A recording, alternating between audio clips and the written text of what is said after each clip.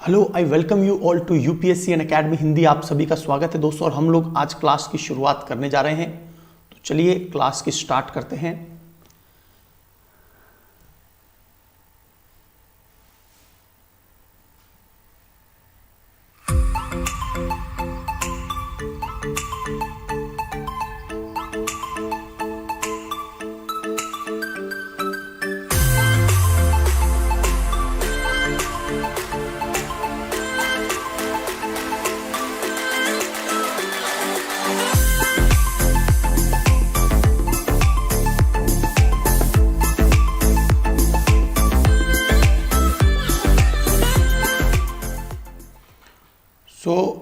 Thank you very much. और देखिए, आपको जब भी कभी यूपीएससी प्लस सब्सक्रिप्शन लेना हो तो जरूर आरपी सर रेफरल कोड का यूज करेंगे। और आज हम लोग दोस्तों पढ़ने जा रहे हैं एंडोक्राइन ये शायद कुछ गलती लग रही है मुझे, एंडोक्राइन ग्लैंड। ओके, एक मिनट, मैं अपनी स्लाइड्स को एक बार को चेंज कर लेता हूं, या फिर नहीं, जरूरत नहीं है। हम लोग we are going to cover white blood cell today, right. सफेद रक्त कणिकाओं को हम लोग कवर करने वाले हैं। और यूपीएससी उड़ान जो टीम है वो पूरी तरह से आपके लिए क्लासेस, एक के बाद एक क्लासेस, जितने भी ऑल पॉसिबल क्लासेस है उनको प्रोवाइड करा रही है, राइट। तो चलिए आगे बढ़ते हैं।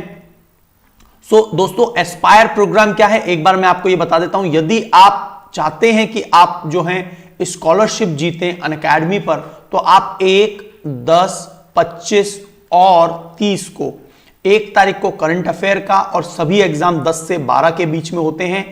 1 तारीख, 10 तारीख, 25 तारीख और 30 तारीख को, 30 तारीख को सीसेट का पेपर, और 10 और 25 तारीख को जीएस का पेपर। बिल्कुल फुल लेंथ का पेपर होता है ये। और इसमें आप लोग पूरे महीने में 15 लाख तक पुरस्कार जीत सकते हैं, जिसमें से आप में से जो टॉप 3 रैंकर होंगे, 1, 2, 3 रैंकर्स, उनको 6 मंथ का प्लस सब्सक्रिप्शन मिलेगा।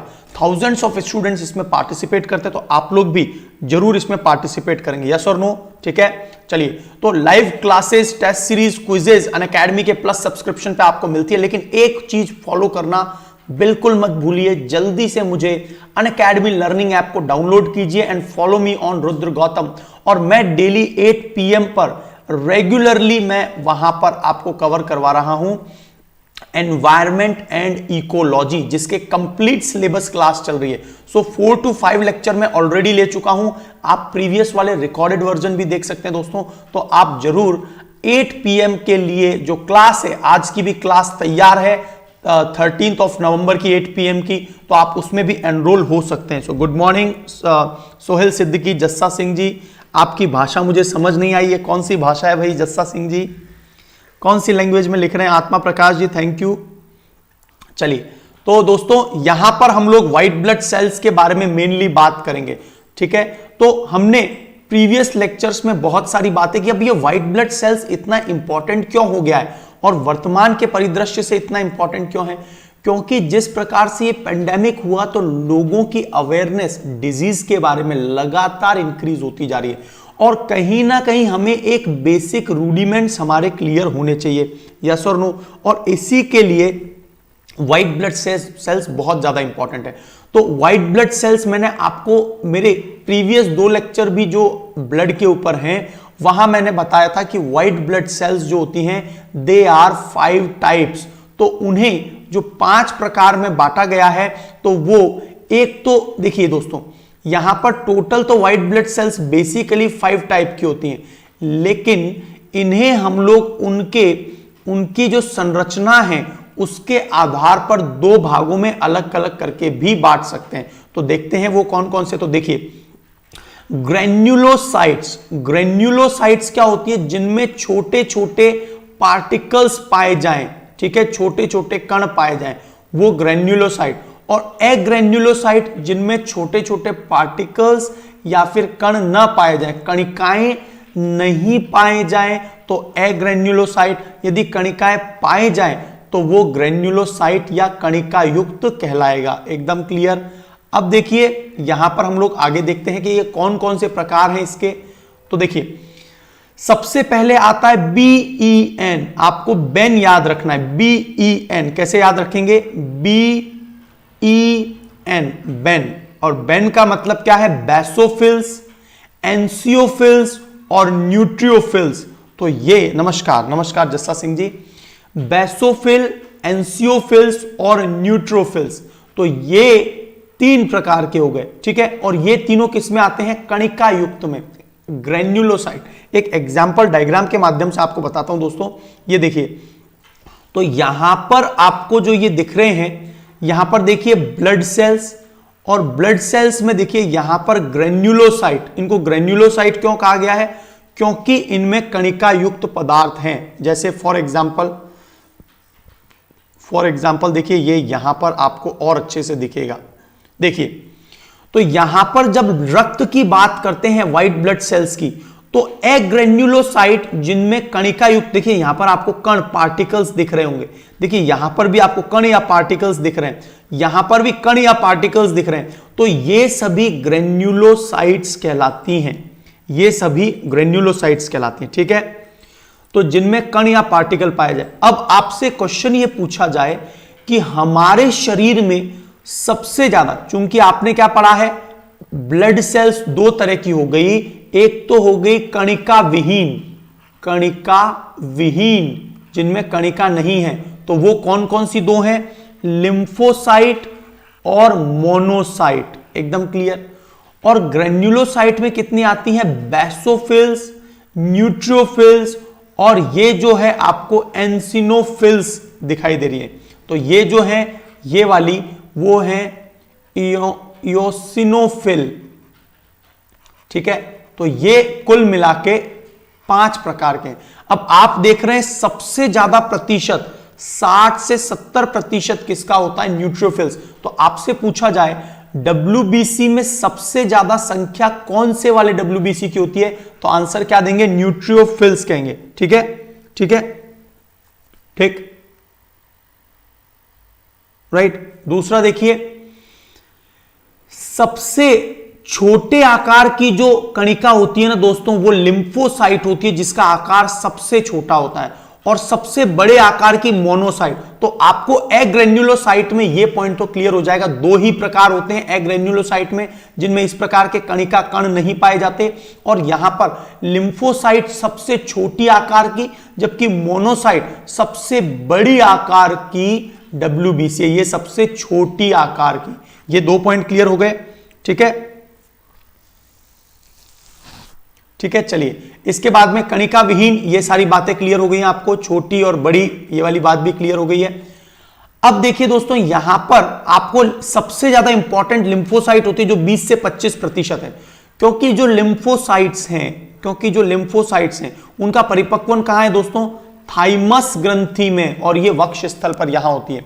और सबसे लंबा जीवन काल भी लिम्फोसाइट का होता है। और जब भी किसी को एड्स रोग होता है तो T4 लिम्फोसाइट 2 प्रकार की होती हैं, B और T। तो T4 लिम्फोसाइट एड्स रोग में बिल्कुल खत्म हो जाती है, ये बहुत इंपॉर्टेंट पॉइंट है। एड्स रोग में T4 लिम्फोसाइट बिल्कुल खत्म हो जाती है। जबकि कोई हम लोग जहरीला पदार्थ खा लेते हैं तो T8 लिम्फोसाइट, जहरीले पदार्थ के कारण T8 लिम्फोसाइट अपना काम करती है, ठीक है। ये वाली बात क्लियर है। तो लिम्फोसाइट बहुत ज्यादा इंपॉर्टेंट है। तो आपको एक बेसिक कॉन्सेप्ट क्लियर हो गया होगा, एग्रेन्युलोसाइट और ग्रेन्युलोसाइट एकदम क्लियर है, ठीक है। देखिए सना एसके जी, एक बार वो स्लाइड में नहीं लाया टाइम वाली, लेकिन मैं at the end of this session मैं आपको बता दूंगा। वैसे आपको इसी YouTube चैनल पर, आप जब YouTube चैनल पर क्लिक करेंगे ना, तो एक इमेज दी हुई है बाहर, उस इमेज पर सभी फैकल्टीज के सीक्वेंस में क्लास दी हुई है, तो आप वहां भी देख सकते हैं, ठीक है। चलिए, तो यहां तक सारी बातें यदि आपको क्लियर है तो चलिए आगे बढ़ते हैं।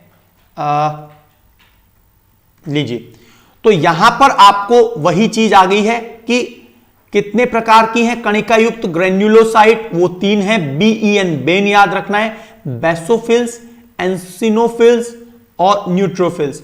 और यहां पर मोनोसाइट जो कि सबसे बड़ी है, और लिम्फोसाइट सबसे छोटी होती है, लिम्फोसाइट सबसे छोटी होती है। लिम्फोसाइट जो है ना, लगभग ऐसा भी होता है कि 20,000 दिन तक लिम्फोसाइट 20,000 दिन तक हमारे शरीर में जिंदा रह सकती है, और यही लिम्फोसाइट पूरे जीवन काल तक हमें ये कोशिकाएं पूरे जीवन काल तक हमें मदद करती हैं। ठीक है, वैसे सामान्यतः केवल डब्ल्यूबीसी की बात करें तो डब्ल्यूबीसी का जो होता है ना, आपको कुछ बुक्स में 2 से 3 दिन और कुछ बुक्स में आपको 10 से 15 दिन मिलेगा। ज्यादातर बुक्स में आपको 2 से 3 दिन मिलेगा डब्ल्यूबीसी का जीवन काल, लेकिन लिम्फोसाइट का जीवन काल सबसे लंबा होता है। ठीक है, चलिए तो आपको मोनोसाइट और लिम्फो, ये एन नहीं है, ये एल आएगा, एमएल है ना, मिलीलीटर एमएल तो याद रखना कणिका युक्त के लिए, जिसमें कणिकाएं नहीं है, राइट। और बीईएन, बेन याद रखना, बेसोफिल्स, एंसियोफिल्स और न्यूट्रोफिल्स। चलिए आगे बढ़ते हैं। अब सबसे पहली वाली जो डब्ल्यूबीसी है उस पर बात कर लेते हैं कि न्यूट्रोफिल्स क्या होती हैं। तो देखिए, न्यूट्रोफिल्स जो कि कणिका युक्त है या कणिका विहीन है, तो ये कणिका युक्त है क्योंकि बीईएन में आ रहा है, न्यूट्रोफिल, योन्सियोफिल और बेसोफिल्स। तो पहले तो ये कणिका युक्त है, सर्वाधिक संख्याओं में होती है। अभी मैंने बताया था 70% तक जो है डब्ल्यूबीसी वो न्यूट्रोफिल्स है। ठीक है, बैक्टीरिया का संक्रमण होने पर सबसे पहले जो आक्रमण करती है, कहीं पर भी बैक्टीरियाज ने अटैक कर दिया, या तो न्यूट्रोफिल्स काम करेगी, यदि हमें लगता है वो काम नहीं करती तो डॉक्टर जीभ खुलवा के टॉन्सिल्स देख लेते हैं और समझ जाते हैं कि इसके अंदर जीवाणु का अटैक हुआ है। क्योंकि जीवाणु क्या करते हैं, टॉन्सिल्स, देखिए टॉन्सिल्स से लगातार डब्ल्यूबीसी का निष्कासन होता रहता है। क्यों? क्योंकि यदि हमारे शरीर में ज्यादा संख्या में बैक्टीरिया आ जाते हैं तो उनको लड़ने के लिए डब्ल्यूबीसी की संख्या बढ़ जाती है। तो एक बात याद रखना, जब भी कभी कोई भी संक्रमण होता है, एलर्जी होती है, रेडिएशन इफेक्ट होता है, या फिर हमारे शरीर में किसी भी प्रकार की मेटाबोलाइट्स, एलिमेंट्स, ज्यादा तत्व आ जाते हैं, उस केस में बताइए डब्ल्यूबीसी की संख्या बढ़ेगी या घटेगी? दोस्तों बढ़ेगी, क्योंकि उसको खत्म करने के लिए इनको अपनी संख्या को बढ़ाना होगा। एकदम क्लियर है? तो यहां पर बैक्टीरिया पर संक्रमण के समय सबसे पहले जो आक्रमण करती है वो न्यूट्रोफिल्स हैं, और ये कुल डब्ल्यूबीसी का 70% है। और इनमें बहुपल्वित केंद्र, मतलब मल्टीलॉब्ड का मतलब अलग अलग पॉइंट पर मल्टीलॉब्ड केंद्रक न्यूक्लियस पाया जाता है। आप मुझे जल्दी से बताइए, कौन सी कोशिका में मैमल्स के न्यूक्लियस या केंद्रक नहीं पाया जाता? जल्दी से बताइए, केंद्रक किस में नहीं पाया जाता? न्यूक्लियस जो स्तनधारी जीव हैं उनके किस में, कौन सी कोशिका में न्यूक्लियस नहीं पाया जाता? ठीक है, चलिए आगे बताइए, आगे चलते हैं। तो आपको यहां पर एक और बात पता चल गई होगी कि न्यूट्रोफिल्स जो होती हैं वो भक्षक कोशिकाएं, या फिर इसे इंग्लिश में बोलते हैं फैगोसाइट। तो इन्हें भक्षक कोशिका या फिर फैगोसाइट कहते हैं। ठीक है, और इसमें बार लाइक बॉडीज पाई जाती हैं, लिंग निर्धारण में भी ये उपयोगी होती है। तो एक बहुत बहुत इंपॉर्टेंट नोट करने लायक पॉइंट हो गया कि सारे कंफ्यूजन क्लियर हो रहे हैं। बहुत बढ़िया, शाह आलम जी गुड मॉर्निंग, नमस्ते, थैंक यू अनामिका दुबे। चलिए, तो फीमेल और मेल, तो देखिए बार लाइक बॉडीज होती हैं, एक्स गुणसूत्र में से एक घटते हैं। तो एक बात याद रखना कि लिंग निर्धारण का मतलब यदि एक्स एक्स होगा तो फीमेल, यदि एक्स वाई होगा तो मेल। आपसे एक प्रश्न, इंटरेस्टिंग क्वेश्चन पूछा जा सकता है कि डब्ल्यूबीसी का कौन सा प्रकार, तो कौन सा है? न्यूट्रोफिल्स। वो क्या काम करता है? लिंग निर्धारण, सेक्स डिटर्मिनेशन, लिंग निर्धारण का, नॉट लिंग बनाने का काम करता है। ठीक है, लिंग निर्धारण का काम कौन करता है? तो फीमेल में बार बॉडीज प्रेजेंट होती हैं और मेल में एब्सेंट होती हैं। तो इससे क्या हो जाएगा दोस्तों, यदि किसी बच्चे का ब्लड या रक्त लिया वुम्ब के अंदर से, तो उसमें यदि बार बॉडीज पाई जा रही हैं तो इसका मतलब वो बच्ची है, लड़की है। यदि बार बॉडीज नहीं पाई जा रही है तो वो पुरुष है। देखिए कई बार तो लिंग प्री नेटल टेस्ट जो होता है, आपने इनके नाम बहुत सुने होंगे, बार बार सुने होंगे, प्री नेटल प्रीनैटल टेस्ट क्या होता है? जन्म से पहले ही बच्चे का लिंग का निर्धारण कर लेना।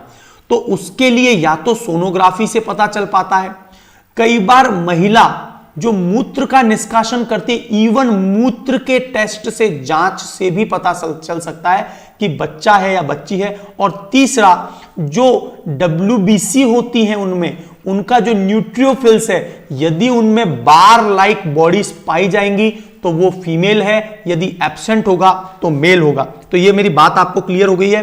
फैगोसाइट क्लियर हो गए, भक्षक। और बैक्टीरिया में सबसे पहले एक्टिवेट कौन होती है? तो आपको क्लियर हो गया, न्यूट्रियोफिल्स।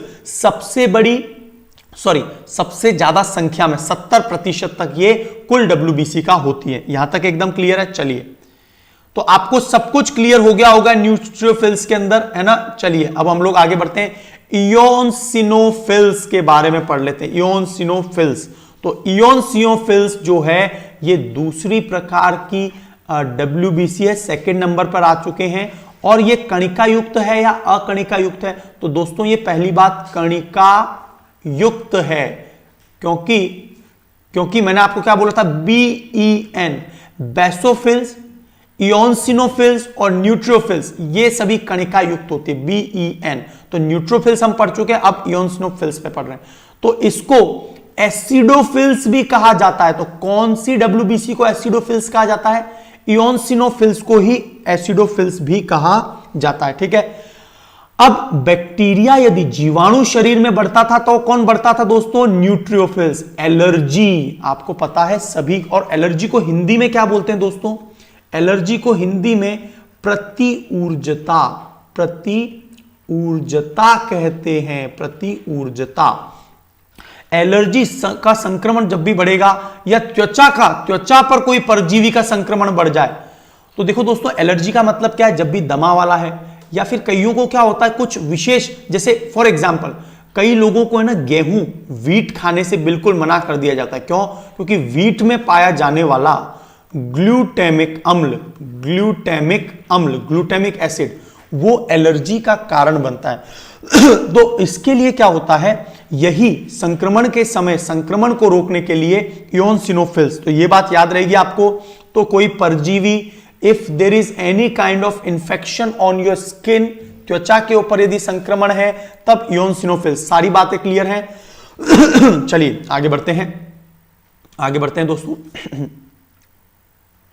अब देखिए, अब बात आ रही है बेसोफिल्स की। तो तीसरा पॉइंट आ रहा है दोस्तों आपके सामने, बेसोफिल्स। तो बेसोफिल्स क्या है? अब देखिए WBC में सबसे ज्यादा प्रतिशत किसका होता है? तो मैंने बताया था आपको न्यूट्रियोफिल्स। और सबसे कम प्रतिशत किसका होता है? बेसोफिल्स। और WBC कुल कितनी होती है हमारे शरीर में दोस्तों? ये बात मैं प्रीवियस लेक्चर में बता चुका हूं, 6000 से 10,000 होती है, 6000 to 10,000 पर मिलीमीटर क्यूब, प्रति घन क्यूब में 6000 से 10,000 होती है WBC। ठीक है। तो सबसे कम ये है, सबसे ज्यादा न्यूट्रोफिल्स है, और एलर्जी में इसकी संख्या बढ़ जाती है। तो एलर्जी में इओसिनोफिल्स और बेसोफिल्स दोनों की संख्या में इंक्रीमेंट होता है। यह बात क्लियर है। तो कौन कौन सी क्लियर कर ली हमने? कणिका युक्त बेसोफिल्स सबसे कम प्रतिशत में, इओसिनोफिल्स जिसको एसिडोफिल्स भी कहते हैं, और न्यूट्रोफिल्स, तीनों हमने कवर कर लिए। कहीं पर भी पेनिया शब्द आए इसका मतलब घटना, और साइटोसिस आए इसका मतलब बढ़ना। जैसे मैं बोलूं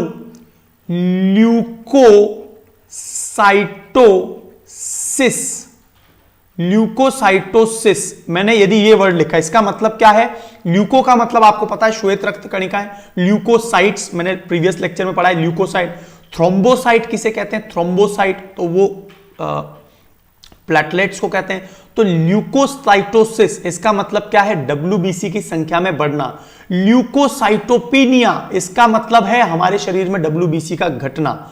अब दोस्तों जब भी हमारे शरीर में, देख लीजिए आप, एलर्जी होने पर WBC की संख्या बढ़ती है, बैक्टीरिया होने पर उसको खत्म करने के लिए WBC की संख्या बढ़ती है, और जब भी हमारे शरीर में ज्यादा परजीवी जीवाणु मेटाबोलाइट्स आ जाते हैं तो टॉन्सिल से लगातार बहुत ज्यादा संख्या में WBC का निर्माण होता है, और इसीलिए जीवाणु सीधा जाकर क्या करते हैं, जहां से WBC निकल रहे हैं वहीं अटैक करना शुरू करते हैं और इसीलिए टॉन्सिल्स पर घाव हो जाते हैं और बस उसी को डॉक्टर जीभ निकलवा के हमसे देखने की कोशिश करता है कि कहीं इसके शरीर में जीवाणुओं की संख्या तो ज्यादा नहीं है, और जीवाणुओं की जनसंख्या ज्यादा है, शरीर में परजीवी ज्यादा है, तो उस केस में वो हमें एंटीबायोटिक्स लिखता है।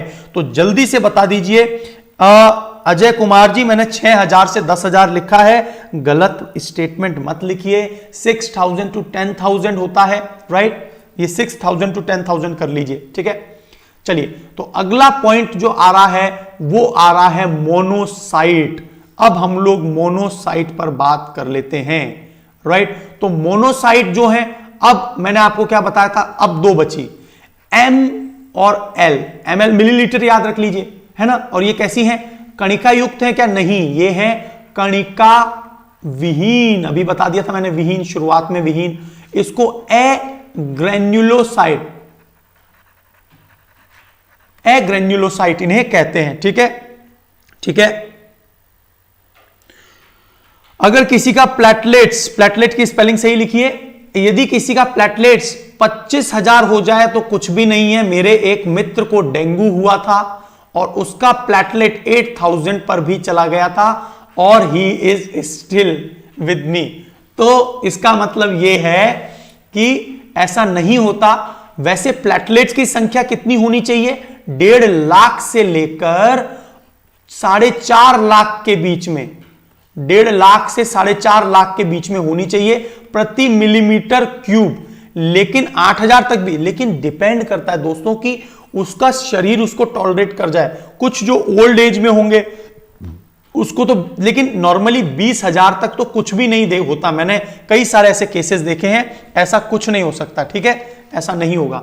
लेकिन आपको गिलोय का जूस, नारियल पानी इत्यादि को पीना चाहिए ताकि क्या हो सके, ठीक है। चलिए, मोनोसाइट कणिका विहीन है और सबसे बड़े आकार के भक्षाणु है फैगोसाइट है। ये लार्जेस्ट होती हैं। सबसे बड़ी आकार की WBC मोनोसाइट, सबसे छोटी आकार की WBC ल्यूकोसाइट, सबसे ज्यादा प्रतिशत में पाई जाने वाली WBC न्यूट्रियोफिल, सबसे कम परसेंटेज में पाई जाने वाली, संख्या में पाई जाने वाली WBC क्या बताएंगे आप लोग? बेसोफिल्स। यस और नो? ये सारे पॉइंट्स क्लियर हो गए, है ना? चलिए, तो ये सबसे बड़ी आकार की होती है और ये फैगोसाइट भक्षाणु के रूप में दूसरे सभी पार्टिकल को, ज्यादा बड़ी होती है ना, तो दूसरे अन्य जीवाणुओं को पूरे खाने की क्षमता रखती है फैगोसाइट, ठीक है। चलिए, अगला पॉइंट जो है वो है सबसे इंपॉर्टेंट वाली WBC पर बात कर रहे हैं अब हम लोग, और वो है लिम्फोसाइट। तो चलिए लिम्फोसाइट पर बात कर लेते हैं। लिम्फोसाइट का जो जनन होता, मैच्योरिटी, ये जो मैच्योर होकर उत्पन्न होती है, मैच्योर, ये मैच्योर कहां पर होती है?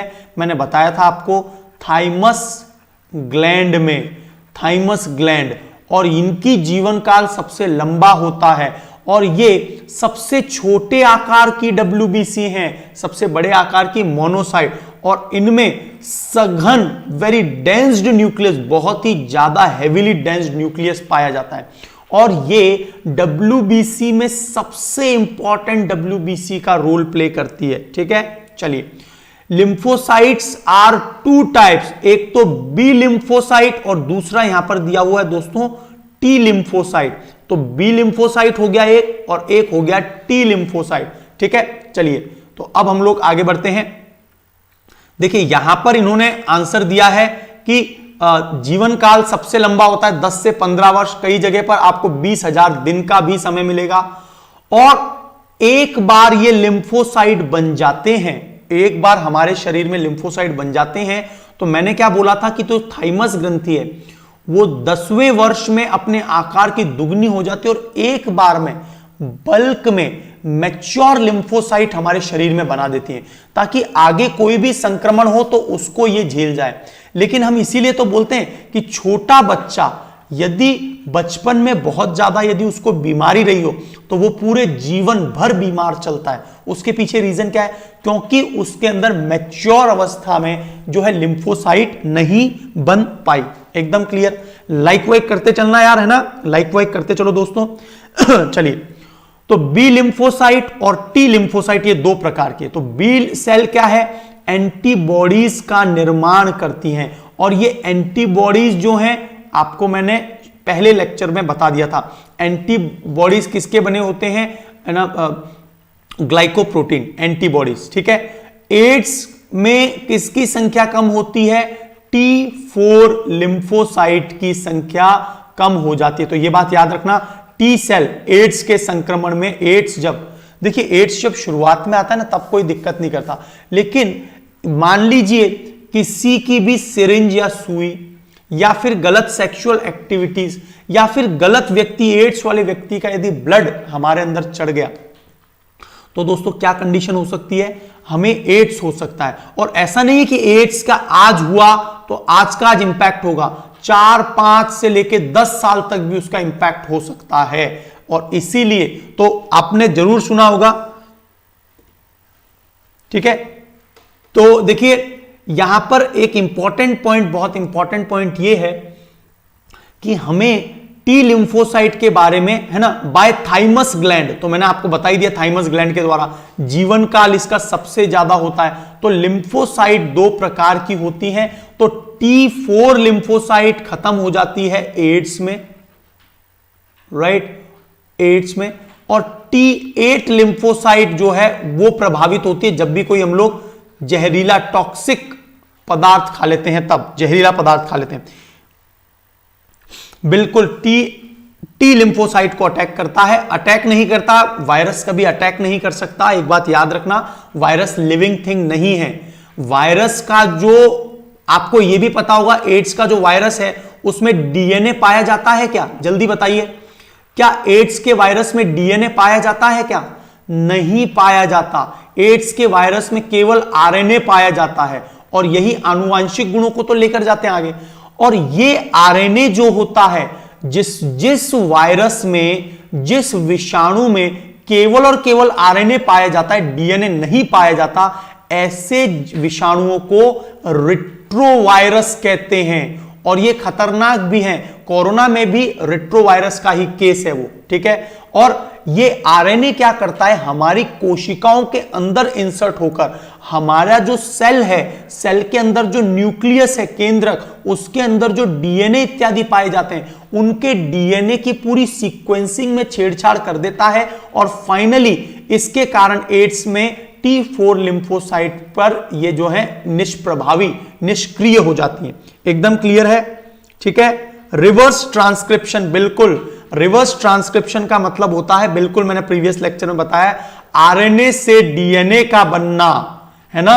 और हमारे शरीर में क्या होता है कि इनके जो आरएनए हैं वो डीएनए में, और हमारा जो डीएनए है उसमें पूरी तरह से क्या हो जाएगा, डिफॉर्मेशन आना शुरू हो जाएगा। तो यहां तक सारी बातें क्लियर हैं आपको, टी लिम्फोसाइट, बी लिम्फोसाइट, ठीक है।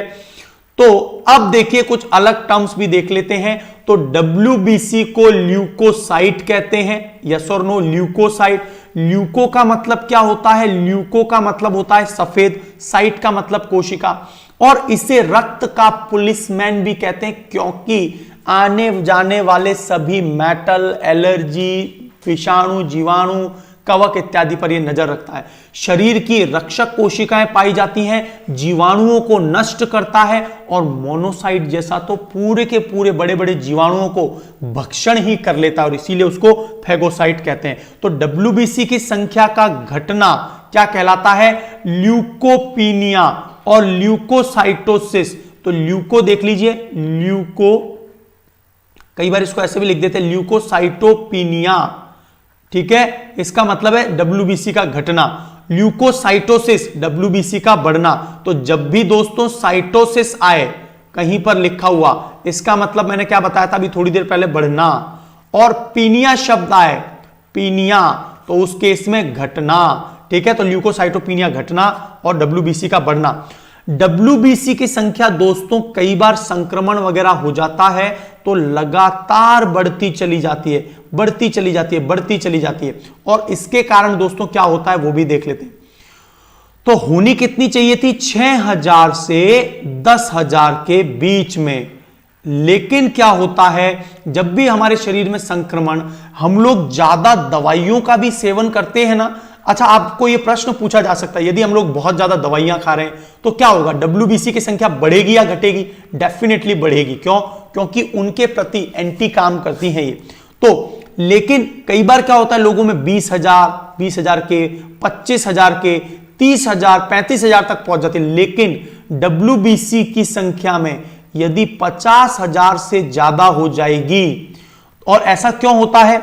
ऐसा इसलिए होता है क्योंकि हम जब भी किसी ऐसे क्षेत्र में जाते हैं, संक्रमणकारी क्षेत्र में जाते हैं, तो वहां पर क्या होता है, लगातार रेडिएशन के इफेक्ट्स के कारण जीवाणु, बहुत खतरनाक कोई जीवाणु आ गया है, या फिर ब्लड के अंदर किसी प्रकार की दिक्कत हो गई है, जिसके कारण सभी हमारी WBC को एंटीजन लग रहे हैं, परजीवी लग रहे हैं, तो उनको अटैक करने का काम करेगी और अपनी संख्या बढ़ा देगी। और यही कारण है कि रक्त कैंसर होता है, और 50,000 से ज्यादा बढ़ने की संख्या को ल्यूकेमिया कहा जाता है। ल्यूकेमिया, यही रक्त कैंसर की कंडीशन है। एकदम क्लियर है? तो रक्त कैंसर WBC के अत्यधिक बढ़ जाने के कारण होता है। इसका एक अंदर का रीजन मैं एक और बता दूं ताकि आपको एक एडवांस पॉइंट और क्लियर हो जाए। तो अंदर की बात यह है दोस्तों, आप सभी को पता होगा, अपने आप में WBC क्या है, एक प्रकार की सेल या कोशिका, और कोशिकाओं में एक कोशिकांग पाया जाता है, और उसका नाम क्या है दोस्तों, लाइसोसोम। लाइसोसोम का नाम कितनों ने सुना है, जल्दी बताइए। लाइसोसोम क्या काम है इसका? क्या इसे ही आत्मघाती थैली कहा जाता है? Does it known as the suicidal bag? क्या इसे ही हम लोग आत्मघाती थैली कहते हैं? बिल्कुल। और एक बात, सबसे इंपॉर्टेंट बात यह है कि WBC में सबसे ज्यादा संख्या जिस कोशिकांग की होती है, किस कोशिकांग में सबसे ज्यादा संख्या में लाइसोसोम पाए जाते हैं? लाइसोसोम। तो आप क्या बोलेंगे, सबसे ज्यादा लाइसोसोम्स WBC में पाए जाते हैं। और इसीलिए जो हमारे बायोलॉजिस्ट हैं, जो हमारे साइंटिस्ट हैं, जो हमारे डॉक्टर्स हैं, वो सबसे ज्यादा लाइसोसोम क्यों इतना बढ़ जाता है कई बार, और जिसके कारण WBC की संख्या बढ़ती चली जाती है, तो इस पर रिसर्च कर रहे हैं। तो आपको यह बात भी क्लियर हो गई, ल्यूकेमिया, रक्त कैंसर क्लियर हो गया, लाइसोसोम वाला पॉइंट क्लियर हो गया, एकदम क्लियर है? ठीक है, आगे चलें। चलिए अब बात करते हैं रक्त कैंसर के फिर उपचार क्या क्या हैं। What all are the process, आप बताइए। और दूसरा टाइप कौन सा होता है, आप बता दीजिए। चलिए, रक्त कैंसर के उपचार। तो रक्त कैंसर के उपचार के लिए हमने कुछ ड्रग्स, दवाइयां बनाई हैं, और वो क्या है, विनब्लास्टिन और विनक्रिस्टिन। तो ये एंटी कैंसर ड्रग हैं, राइट। और ये किससे प्राप्त होता है? ये प्राप्त होता है एक विंकारेजिया नाम के पादप से। और ये सदाबहार एवरग्रीन पादप है, और ये कहां पर मिलता है, इक्वेटर वाले विषुवत वन में, इक्वेटर में विंकारेजिया मिलता है, राइट। ठीक है, चलिए। तो विंकारेजिया, हम लोग लगातार ऐसी ऐसी जड़ी बूटियां ढूंढ रहे हैं, हम लोग हर वो चीज ढूंढने की कोशिश कर रहे हैं जिससे कैंसर की कोशिकाओं को अपनी जगह रोका जाए, बजाय कि कैंसर की कोशिकाओं को खत्म करने के लिए रेडिएशन, कीमोथेरेपी या फिर अन्य कोई उपचार किया जाए, क्योंकि कीमोथेरेपी, रेडिएशन से और भी ज्यादा कैंसर बढ़ता है, राइट। तो आजकल हम लोग एक नया पैटर्न निकाला है, टारगेटेड ड्रग डिलीवरी, जिसमें जहां पर कैंसर की कोशिकाएं हैं केवल वहीं पर जाकर कीमोथेरेपी लगेगी। पूरे शरीर में लगने के कारण ऑलरेडी वो पेशेंट है, और ये जो कीमोथेरेपी में जो हम लोग यूज करते हैं दवाइयां, ड्रग्स, उसके कारण हमारी हेल्दी कोशिकाएं भी इंपैक्टफुल हो जाती। बिल्कुल नहीं, लोगों को नॉर्मल केस में भी 25,000 से ज्यादा WBC चली जाती हैं, तो कोई दिक्कत वाली बात नहीं है। बिल्कुल लिम्फोमेना वाला केस है, बिल्कुल सही बोल रहे हैं हर्षित जी, आप बिल्कुल सही बोल रहे हैं। कैथेरेंथस रोजियस, ये विंकारेजिया नाम के पादप से प्राप्त होता है। यहां तक सारी बातें क्लियर हैं। तो अब हम लोग कुछ और पॉइंट्स को भी देख लेते हैं। तो हमने रक्त के ऊपर बहुत सारे प्रश्न पढ़े, आपके स्क्रीन पर एक क्वेश्चन आ रहा है दोस्तों, तो आप कोशिश करिए कौन सा रक्तदान संभव नहीं है। मतलब ये दाता है, ये ए दाता है, क्या ए बी को दे पाएगा? बिल्कुल दे पाएगा, क्योंकि ए के अंदर कौन कौन से एंटीजन है देखते हैं। ए के अंदर ए एंटीजन है, पॉजिटिव दिया तो इसमें डी भी है, और ये हो गया ए वाला, और ए बी पॉजिटिव, तो अब हम लोग ए पॉजिटिव का तो ये हो गया ए बी पॉजिटिव, इसको देखते हैं, इसमें ए भी है, इसमें बी भी पाया जाएगा, और इसमें डी RH फैक्टर क्योंकि पॉजिटिव है। तो चूंकि देखिए यहां पर ए इसमें भी मौजूद है, डी इसमें भी मौजूद है, तो देखिए यदि ए पॉजिटिव को ए बी पॉजिटिव को दिया जाएगा तो कोई भी दिक्कत नहीं है, इट इज पॉसिबल, क्योंकि इसके इस ए बी वाले ब्लड समूह के पास एंटीबॉडीज काम इनके ऊपर नहीं करेंगे क्योंकि ये तो ऑलरेडी मौजूद है। ठीक है, अब हम लोग देखते हैं सेकंड पॉइंट। तो आपको क्या चीज क्लियर होने वाली, देखो एक मैंने ले लिया बी पॉजिटिव ब्लड ग्रुप और एक ले लिया बी नेगेटिव ब्लड ग्रुप, और आपको पता है ग्लाइकोप्रोटीन्स जो होती हैं वो केवल जो आरबीसीज हैं, ये किसकी बता रहा हूं मैं, आरबीसी के बाहर होते हैं। तो यहां पर क्या आएगा, बी एंटीजन, चूंकि पॉजिटिव है तो यहां पर डी एंटीजन, जबकि इस वाले में क्या आएगा दोस्तों, आरबीसी के बाह्य दीवार पर बी एंटीजन, और यहां पर नेगेटिव है तो डी तो आएगा ही नहीं।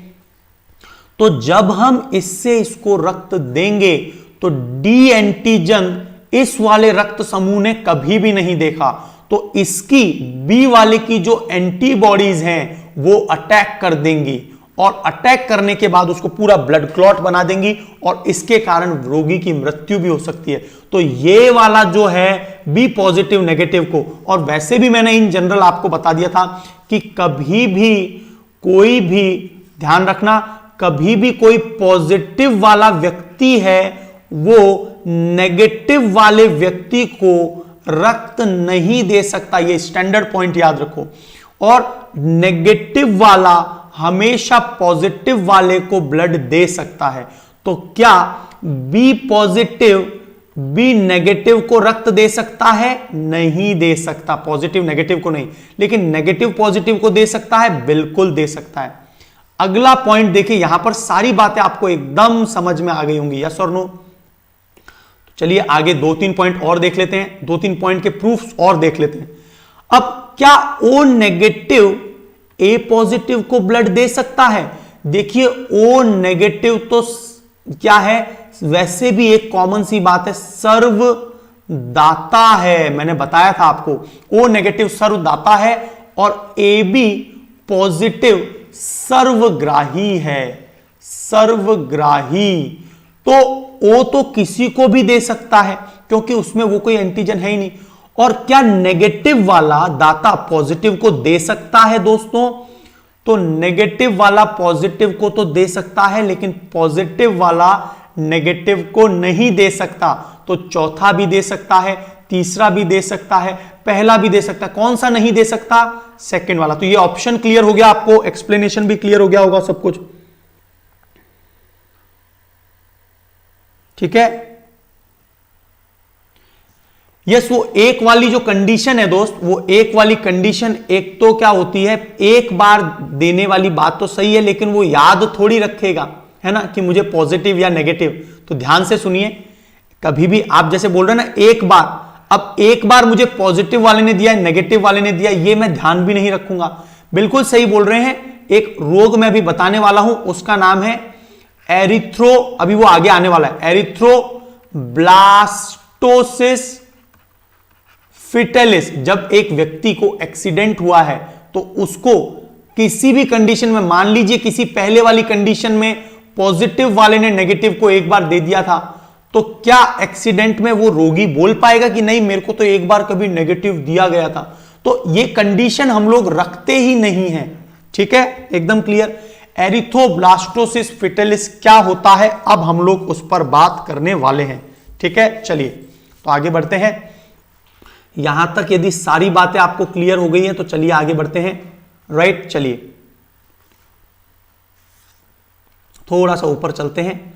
अब देखिए कौन सा जोड़ा शादी योग्य नहीं है। तो देखिए हम लोग शादी करते समय कुंडलियों का मिलान करते हैं। हम लोग ये देखते हैं कि लड़के का लड़की से कभी जो है उसकी मानसिकता विचार मिल पाएगा या नहीं। एक उच्च घराने का लड़की की निम्न घराने से, मतलब कई बार बहुत ज्यादा गैप होता है फैमिली में, तो वो सोशल गैप्स भी कभी भी काम नहीं करते हैं। तो कहीं ना कहीं इसके अलावा एक और फैक्टर हमें शादी में सोचना चाहिए कि कोई भी, ध्यान से देख लीजिए, बहुत इंपॉर्टेंट पॉइंट है यहां पर, बहुत इंपॉर्टेंट पॉइंट है। कोई भी जो पुरुष है, ध्यान से देखिए, RH पॉजिटिव वाला जो मेल है, मान लीजिए किसी का AB पॉजिटिव है, तो उसकी शादी कभी भी किसी भी नेगेटिव से नहीं करवानी चाहिए। जैसे मान लीजिए किसी का रक्त समूह AB पॉजिटिव है, तो ना तो उसकी शादी B नेगेटिव वाली महिला से, ना ही उसकी शादी A नेगेटिव वाली महिला से, ना ही उसकी शादी AB नेगेटिव वाली महिला के साथ, ना ही O नेगेटिव के साथ करवानी चाहिए। ऐसा करवाने पर दोस्तों पहला बच्चा तो सकुशल आता है, लेकिन दूसरा, तीसरा, चौथा, पांचवा और आने वाले जितने भी बच्चे हैं वो मृत पाए जाएंगे। तो केवल एक बच्चे का सुख देख पाएंगे, रिस्क नहीं ले सकते, क्योंकि भारत में तो मदर मॉर्टेलिटी रेट और शिशु मृत्यु दर बहुत ज्यादा है। तो आपको फिर कहीं ना कहीं और से क्या लेना पड़ जाएगा, एक बेबी को जो है अडॉप्ट करना पड़ जाएगा। बड़ी समस्या है। लेकिन एक बात और बता दूं मैं, यहां पर सॉल्यूशन आ गया है और कुछ दवाइयों की मदद से क्या होता है कि हम इसे भी रोक सकते हैं। तो इन सभी पर अच्छे से चर्चा करते हैं, ठीक है?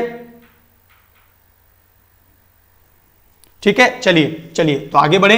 हाँ, कोई भी चेक नहीं करवाता, सही बोल रहे हो हर्षित जी, कोई भी चेक नहीं करवाता, क्योंकि दोस्तों क्या है, हमारा समाज जो है, बड़ी महान बात बताता हूं, हमारा जो समाज है, सोशियोलॉजी में लिख सकते हैं, हमारा जो सोशियोलॉजी वाला कोई पॉइंट आए, है ना, हमारा जो समाज है वो आज भी रूढ़िवादिता, ऑर्थोडॉक्सी फिलॉसफी से जुड़ा हुआ है। लेकिन साइंस तो अपना काम करेगी और वो अपना अपडेशन देती रहेगी। तो समाज कितना भी पिछड़ा, पुरानी बातों से जकड़ा, पुरातनवादी हो, लेकिन हम जो लोग हैं साइंटिस्ट, इसीलिए तो साइंस महान है। ठीक है, एकदम क्लियर, यस और नो? चलिए तो अब देख लीजिए, एक छोटा सा पॉइंट मैं बोल रहा हूं, बस इतना याद रखना, यदि किसी भी पुरुष का रक्त समूह पॉजिटिव है और किसी भी महिला का रक्त समूह नेगेटिव है, अब वो कोई सा भी पॉजिटिव है, चाहे एक, मान लीजिए मैं मेरी बात कर लूं, है ना, ठीक है, तो मेरा बी पॉजिटिव रक्त है, मान लीजिए बी पॉजिटिव, हम मान लीजिए क्या यही है, तो मेरी शादी यदि हो तो ना तो बी नेगेटिव वाले से, ना ही ए नेगेटिव वाले से, ना ही ए बी नेगेटिव वाले से, ना ही ओ नेगेटिव वाले से। तो ये सभी जो पॉइंट्स हैं, इनसे शादी करूंगा तो मेरा पहला बच्चा तो सकुशल आ जाएगा, दूसरे बच्चे सभी मृत आएंगे। अभी बात क्लियर हो गई? ओ नेगेटिव सबसे रेयर है, वो बेटा मैंने सारी क्लासेस पहले लेक्चर में पढ़ा दिए थे। बिल्कुल सही है, बिल्कुल सही बोल रहे हैं। ठीक है, अब चलिए आगे बढ़ते हैं। अब आगे बढ़ते हैं दोस्तों, तो आपको, और ऐसा क्या हो रहा है, RH फैक्टर, क्योंकि जिनमें पॉजिटिव होता है उनमें डी प्रकार का एंटीजन है, उनमें RH फैक्टर है। RH फैक्टर्स में बता दिया था, लैंडस्टीनर और वीनर 1940 में RH फैक्टर खोजा गया था। रीसस नाम के बंदर से मानवों में आ गया था, क्योंकि मानव उस समय पर बंदरों से भी समलैंगिकता वगैरह कर लेते थे। ठीक है, तो पॉजिटिव और नेगेटिव का मिलन। तो यहां पर पुरुष पॉजिटिव है और महिला भी पॉजिटिव है, तो कोई दिक्कत ही नहीं है। पुरुष नेगेटिव है ना, यदि पुरुष नेगेटिव है तब तो वो किसी से शादी कर ले, कोई दिक्कत नहीं है ना। पुरुष का पॉजिटिव होना और महिला का नेगेटिव होना, यही कारण बनता है एरिथ्रोब्लास्टोसिस फेटालिस, और जिसमें मैंने आपको बता दिया पहला बच्चा मृत, पहला बच्चा जीवित, उसके बाद मृत बच्चे आएंगे। लेकिन इसका सॉल्यूशन अब आ चुका है। तो एरिथ्रोब्लास्टोसिस फेटालिस क्लियर हो गया। अब इसके पीछे पूरा कारण देख लेते हैं, ऐसा क्यों होता है। तो देख लीजिए, जो मैं बोल रहा हूं उसको मैं एक बार डिक्टेट करके भी बता देता हूं। ठीक है, नर यदि RH पॉजिटिव है, मादा यदि RH नेगेटिव है, तो पहला बच्चा तो सामान्य हो जाएगा, नॉर्मल हो जाएगा।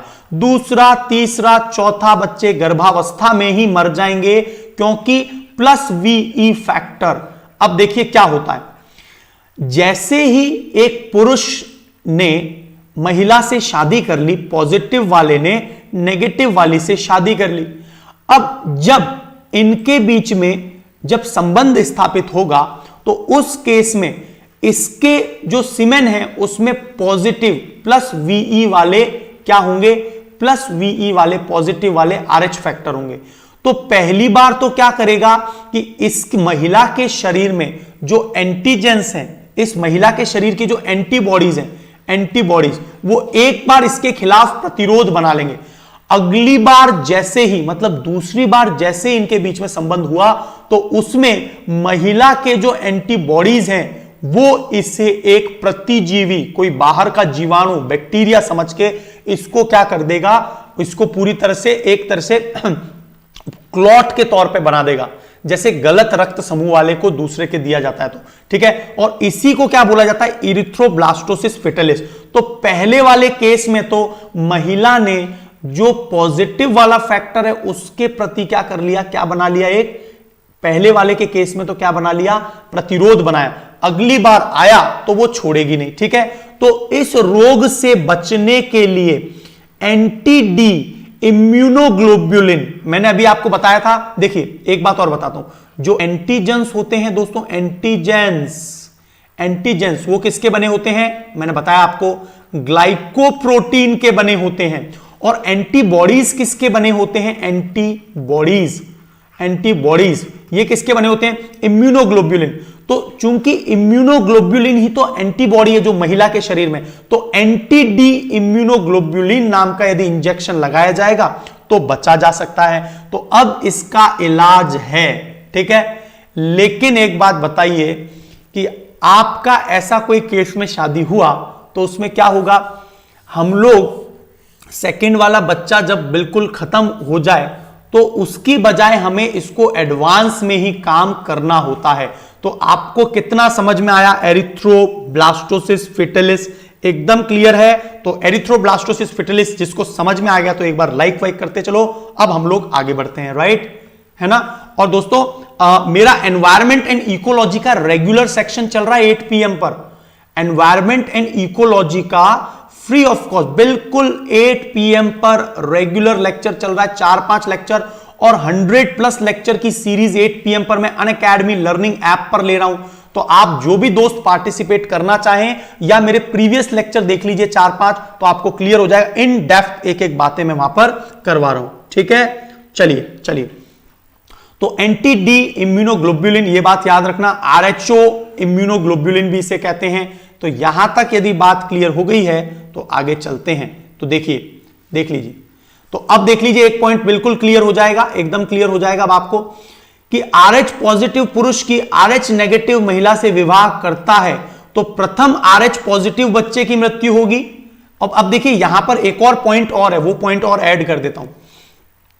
तो देखिए, तो यहां पर एक बात याद रखना, पहला बच्चा तो चाहे पॉजिटिव है या नेगेटिव है, पहला बच्चा तो सेफ है, पॉइंट क्लियर। दूसरा बच्चा यदि पॉजिटिव है, उसका ब्लड ग्रुप मान लीजिए AB पॉजिटिव आ रहा है, तो उसकी मृत्यु होगी। यदि वही बच्चा, क्योंकि बच्चों का भी तो रक्त समूह अलग होता है, यदि वही बच्चा AB नेगेटिव है तो कोई दिक्कत नहीं आएगी। मतलब समझ गए आप, यदि आपका पहला बच्चा पॉजिटिव का है तो भी कोई दिक्कत नहीं है, लेकिन बाद के सभी बच्चे negative negative negative negative negative आ रहे हैं, इसका मतलब पिता से जो गुणधर्म आए हैं वो नेगेटिव वाले आए हैं। नेगेटिव के खिलाफ तो वो कभी प्रतिरोध बनाएगा ही नहीं। तो यदि पहला बच्चा पॉजिटिव है, बाद में 10 बच्चे नेगेटिव, ऐसा मत करना यार, 10 बच्चों का खतरनाक है। जापान के लोग तो विवाह ही नहीं कर रहे हैं, है ना, वहां पर बड़ी जनसंख्या की कमी है। तो बाकी सारे negative negative negative negative negative हैं तो वो हमेशा जिंदा रहेंगे, लेकिन दूसरे बच्चे के बाद, दूसरा बच्चा या उसके बाद जो भी पॉजिटिव होंगे वो गर्भावस्था में मृत हो जाएंगे। एकदम क्लियर। चलिए आगे पढ़ते हैं दोस्तों, राइट। तो अनअकैडमी लर्निंग ऐप पर मेरे रेगुलर लेक्चर, आप एनवायरमेंट इकोलॉजी के बहुत अच्छी क्लासेस ले रहा हूं, बहुत लोग स्टूडेंट्स पार्टिसिपेट भी कर रहे हैं। तो यहां पर एक इंपॉर्टेंट पॉइंट था जो मैं आपको पहले ही लेक्चर में बता दिया था कि जो WBC होता है दोस्तों, WBC का निर्माण मैंने बताया था टॉन्सिल्स में तो होता ही है, थाइमस में लिम्फोसाइट की मैच्योरिटी होती ही है, प्लीहा जो ग्रंथि है मैंने बताया था स्प्लीन में भी होता है, लिम्फोटिक नोड में भी WBC का निर्माण होता है, और है ना। तो ये जो 4 जगह हैं, राइट, ये 4 जगह पर WBC का निर्माण होता है और संक्रमण के समय ज्यादा संख्या में निर्माण होता है। ठीक है, तो यह बात याद रखना। सबसे बड़ा लसिका लिम्फोटिक ऑर्गन, मानव शरीर का सबसे बड़ा लिम्फोटिक ऑर्गन कौन सा है? तो आप क्या बताएंगे? प्लीहा या स्प्लीन। इसे ही ब्लड बैंक भी कहते हैं। जब मदर वूम्ब में, गर्भ में बच्चा होता है तो ये ज्यादा मात्रा में WBC बनाने में मदद करती है, और यही it is known as the graveyard of RBC। तो प्लीहा, तिल्ली, स्प्लीन याद रखेंगे, और WBC टॉन्सिल्स, थाइमस, प्लीहा ग्रंथि और लसिका ग्रंथि, यहां सभी जगह निर्माण होता है। एकदम क्लियर? चलिए सारी बातें एकदम क्लियर है। चलो तो आगे बढ़ते हैं। अब देखिए यहां पर आपको कुछ पॉइंट्स और मैं चर्चा कर लेता हूं। कोशिका और उनके विभिन्न प्रकार जब रक्त में उपस्थित हो और जब ऊतकों में उपस्थित हो। रक्त का मतलब वे कोशिकाएं जब वो ब्लड में हो, तो ब्लड में जो बेसोफिल्स था, ग्रेन्युलोसाइट बेसोफिल्स, जिसकी सबसे कम संख्या होती है WBC में, वो ही यदि ऊतकों में पाया जाता है तो बेसोफिल्स को वहां पर क्या कहा जाता है? मास्ट सेल, मास्ट कोशिका। बहुत इंपॉर्टेंट है। ठीक है, यह आपसे मिलान करने के लिए पूछा जा सकता है। बेसोफिल्स को ऊतकों में क्या कहा जाता है? मास्ट कोशिका। बी लिम्फोसाइट और टी लिम्फोसाइट। तो बी लिम्फोसाइट यदि रक्त में है तो वो WBC के तौर पे है, और मैंने आपको बताया बी और टी दो प्रकार के लिम्फोसाइट होते हैं, और टी में भी T4 T8। ठीक है, T4 एड्स वाले रोग में बिल्कुल खत्म हो जाता है, T8 टॉक्सिसिटी, जहर में। तो बी लिम्फोसाइट को ऊतकों में क्या कहा जाता है? प्लाज्मा। अब बात आ रही है अगले पॉइंट की। देखिए, तो ये सारे पॉइंट्स आपको मिलान के तौर पे जरूर पता होने चाहिए। देखिए आगे चलते हैं। अब देखिए यहां पर आपको दिख रहा होगा न्यूट्रोफिल्स, जो कि सबसे ज्यादा संख्या में होती है WBC की, वो यदि ऊतकों में टिश्यूज, और टिश्यू का जो अध्ययन है, टिश्यूज का जो अध्ययन है, उसे क्या बोला जाता है दोस्तों? हिस्टोलॉजी कहते हैं। तो टिश्यू के अध्ययन को हिस्टोलॉजी कह रहे हैं, और ऊतकों में इन्हीं न्यूट्रोफिल्स, WBC का जो एक प्रकार है, उसे माइक्रोफेज कहते हैं। और मोनोसाइट जो सबसे, माइक्रो क्यों? न्यूट्रोफिल छोटे हैं, मोनोसाइट सबसे बड़े आकार की WBC है, इनको टिश्यूज, ऊतकों में मैक्रोफेज कहा जाता है। तो ये चारों पॉइंट्स दोस्तों आपको मिलान के तौर पे पूछे जा सकते हैं, तो ध्यान से एक बार इसको देख लीजिए। PDF में ये सारी की सारी जो PDF कंटेंट है वो मैं आपके टेलीग्राम चैनल पर पेस्ट कर देंगे। ठीक है, चलिए अब आगे कुछ बात और कर लेते हैं दोस्तों, है ना। तो प्लाज्मा कोशिकाएं एंटीबॉडीज का स्त्रवण करती हैं। यस, ये तो हमने पढ़ा ही था, उस समय पहले भी पढ़ा था। प्लाज्मा कोशिकाएं ही एंटीबॉडीज का निर्माण करती हैं। और एंटीजेंस तो किसके ऊपर होता है दोस्तों? एंटीजेंस किसके ऊपर पाया जाता है? RBC की बाह्य दीवार पर। RBC की बाह्य दीवार पर एंटीजन होता है, एंटीबॉडीज प्लाज्मा में पाया जाता है। अब एक और बात, एंटीबॉडीज किसके बने होते हैं? इम्यूनोग्लोब्युलिन के, जबकि एंटीजेंस, एंटीबॉडीज इम्यूनोग्लोब्युलिन के बने होते हैं, एंटीजेंस ग्लाइकोप्रोटीन के बने होते हैं। शुरुआत से जो लेक्चर देख रहे हैं ना मेरा, उनको सब कुछ क्लियर हो रहा होगा।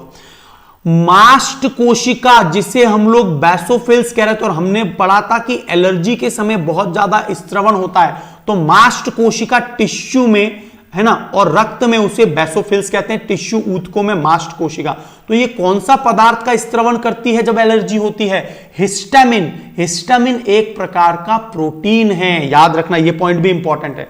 हिस्टामिन मास्ट कोशिका, और उसी को रक्त में बेसोफिल्स कहते हैं। बिल्कुल समझ में आ रहा है।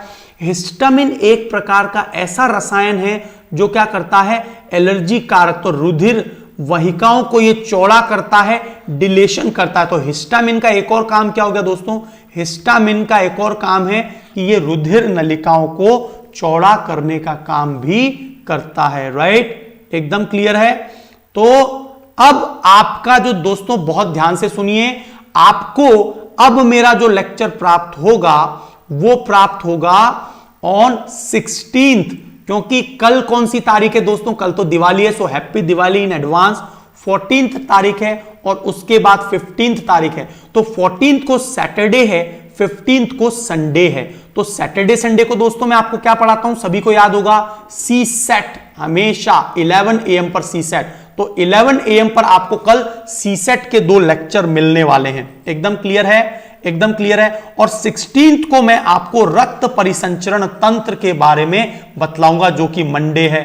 तो दिवाली के इस वेकेशन पे बहुत बहुत शुभकामनाएं। कोशिश करना यार कि आप लोग बिल्कुल भी फायर क्रैकर्स वगैरह का प्रयोग ना करें। हमारी राजस्थान की सरकार ने एक बहुत ही बढ़िया निर्णायक निर्णय लिया है, बहुत अच्छी बात है। उन्होंने पूरी तरह से बैन कर दिया है फायर क्रैकर्स को। सो अशोक गहलोत जिंदाबाद, और उन्होंने एक अच्छा काम देखा। इसी प्रकार से सभी स्टेट के चीफ मिनिस्टर को यह जरूर लागू कर देना चाहिए। यस और नो, यस और नो, क्योंकि पर्यावरण यही वो पृथ्वी है जिस पर हम जिंदा रह सकते हैं।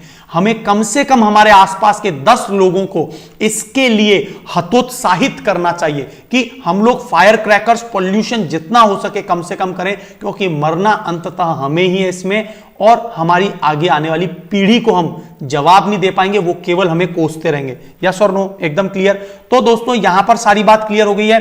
तो अनअकैडमी पर आपको live structured classes, complete structured classes मिलती है। यस और नो, डाउनलोड कर सकते हैं आप लोग PDF, test series, proper guidance में। और आपकी इस लर्निंग की जर्नी में आप वाकई में यूपीएससी के एक सीरियस एस्पायरेंट है तो you must take the subscription. और उससे पहले आपको अनअकैडमी लर्निंग ऐप तो जरूर डाउनलोड कर लेना चाहिए, क्योंकि यहां पर बहुत ज्यादा इंटरेक्टिव तरीके से आप देखिए, यूट्यूब से ज्यादा इंटरेक्टिव एनवायरमेंट है अनअकैडमी लर्निंग ऐप पर। वहां पर आप एमसीक्यूज हम लोग डायरेक्टली पूछ सकते हैं। यहां पर एक टाइम डिले चलता है थोड़ा सा, वहां पर टाइम डिले बिल्कुल भी नहीं चलता। तो आप लोग जब भी चाहें प्लस और यूपीएससी सीएससी पर क्लिक करके you can get the subscription. और यहां पर यदि आप RP sir 10 referral code apply करेंगे, definitely not only 10% but additional economic benefits. आप मुझे पर्सनली संपर्क कर सकते हैं कभी भी, मैं आपको पूरी चर्चा करूंगा how I will help and how I will give you the mentorship with the whole life. मेरे से आप लोग रेफरल कोड लेंगे, with the whole life I will explain you each and everything. ठीक है, तो जीएस के पेपर में और ऑप्शनल के पेपर में यदि आप एक बार ऑप्शनल लेते हैं, ठीक है, पीडीएफ टेलीग्राम चैनल पे मिलता है। यदि आप एक बार ऑप्शनल लेते हैं तो history, geography, polity, mathematics, Hindi साहित्य, आप हिंदी के स्टूडेंट हैं तो आप हिंदी साहित्य में सबसे ज्यादा सफलता अर्जित करते हैं लोग, क्योंकि इसमें कोई डायनेमिक पोर्शन नहीं है। हिस्ट्री में कोई डायनेमिक पोर्शन नहीं है, याद रखना, क्योंकि उसमें कुछ नया ऐड नहीं होता है। तो ये एक अच्छे ऑप्शनल के तौर पे हिंदी माध्यम के लिए माने जाते हैं। एकदम क्लियर। तो आपको आइकॉनिक कोर्स के लिए यदि आपको पर्सनल कोच मिले, डेडिकेटेड एक कोच मिले जो बहुत एक्सपर्ट है अपने आप में, डेली मेंस के क्वेश्चन आंसर्स की प्रैक्टिस करवाता रहे, आपको स्टडी प्लानर दे, और आपके डेट से पहले एग्जाम जो 27 जून है उससे पहले पहले आपकी सारे सिलेबस को एक कवर करवाने वाला हो व्यक्ति, तो डेफिनेटली आप विद इन 1 ईयर सफलता प्राप्त कर सकते हैं। तो आप यदि आइकॉनिक सब्सक्रिप्शन लें तब भी आप आरपी सर रेफरल कोड का यूज करेंगे, मैं आपको प्रॉमिस करता हूं कि आप किसी भी अन्य रेफरल कोड से सबसे ज्यादा बेनिफिट किसी से प्राप्त कर सकते हैं। That will be this code. एक बार आप जरूर मुझसे चर्चा कर लीजिए। तो मेरा रेफरल कोड सभी जितने भी कैटेगरीज हैं, SSC, UPSC, bank, NEET, JEE, IIT, right, सभी पर अप्लाई होता है। तो आप वहां पर भी कोई मित्र ले तो उनको बता दीजिए कि maximum benefit you will get from my side. So definitely you must talk to मी।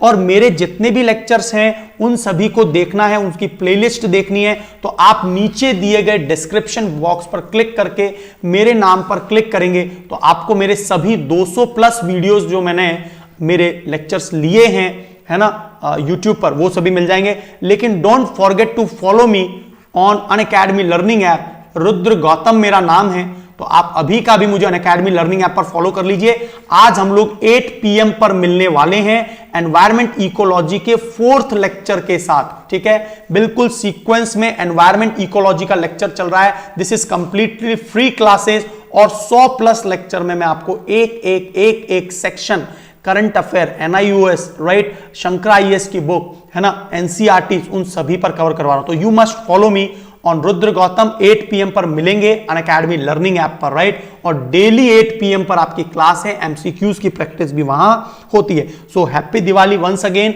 ये रेफरल कोड को बिल्कुल नहीं भूलना है, आरपी सर 10। बेल आइकन दबा दीजिए ताकि सभी यूट्यूब के आपको जितने भी वीडियोस हैं और सभी फैकल्टीज की उड़ान टीम के, वो मिल जाए, अपने दोस्तों में शेयर कर दो। हिंदी माध्यम का सबसे बेस्ट चैनल है यूपीएससी अनअकैडमी हिंदी, जिस पर आप मुझे सुन रहे हैं। So you can download PDF with the Telegram channel. So thank you very much, और माफी चाहता हूं आज यार 13 नवंबर है। Thank you guys, thank you so much, God bless you all. Yes yes yes, कल सीसेट की क्लास है, राइट? सीसेट की क्लास है कल 14 नवंबर को, दिवाली पर। वी विल नॉट स्टॉप, हम लोग नहीं रुकते हैं, आप भी मत रुकना, पढ़ाई नहीं रुकनी चाहिए। तो कल सीसेट है 14 नवंबर को, 15 नवंबर को संडे है, अगेन सीसेट है, और 16 नवंबर को ब्लड सर्कुलेटरी सिस्टम की क्लास होगी यूट्यूब पर, और 8 PM पर अनअकैडमी लर्निंग ऐप पर फॉलो कर लीजिए। वहां पर एनवायरमेंट इकोलॉजी का आपको कहीं भी और देखने की भी जरूरत नहीं पड़ेगी। एनवायरमेंट इकोलॉजी हिंदी और इंग्लिश दोनों माध्यम में मैं वहां पढ़ाता हूं।